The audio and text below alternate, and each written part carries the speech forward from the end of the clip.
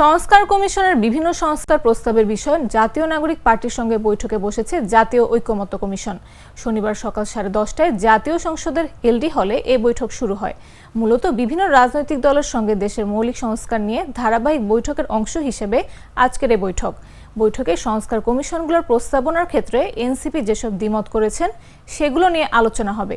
সূচনা বক্তব্যে কমিশনের সহসভাপতি আলী রিয়াজ বলেন, জুলাই গণঅভ্যুত্থানের মাধ্যমে ফ্যাসিবাদী শাসনের অবসান হয়েছে।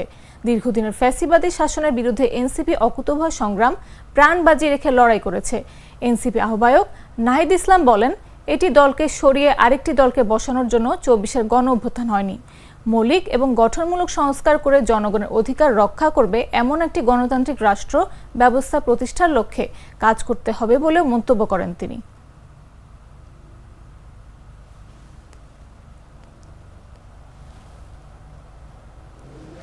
জাতীয় নাগরিক পার্টি এনসিপি পরিষ্কারভাবে বলেছে যে সংস্কার বলতে আমরা বুঝি যে মৌলিক সংস্কার, এই সংস্কার করলে রাষ্ট্র কাঠামোর একটি আমূল পরিবর্তন, গুণগত পরিবর্তন সম্ভব হবে।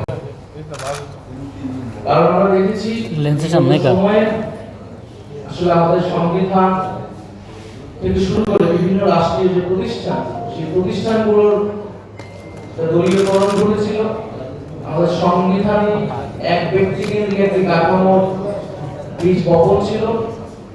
ফলে সেই রাষ্ট্র কাঠামোকে অক্ষুণ্ণ রেখে আসলে যেই ক্ষমতায় যাক, যেই রাষ্ট্র পরিচালনার দায়িত্ব পাক, তার ভিতরেও ফ্যাসিবাদী প্রবণতা থাকবে, স্বৈরতান্ত্রিক হয়ে ওঠার প্রবণতা থাকবে। সেই জায়গায় রাষ্ট্রের মৌলিক সংস্কার, প্রধানমন্ত্রীর ক্ষমতা, বিচার ব্যবস্থা, নির্বাচন ব্যবস্থা ইত্যাদি বিষয়ে আমরা জাতীয় নাগরিক পার্টি বিশেষ গুরুত্ব দিচ্ছি। বান্ডেল থাকলে প্রতি সেনমানিতে টাকা বাঁচবে।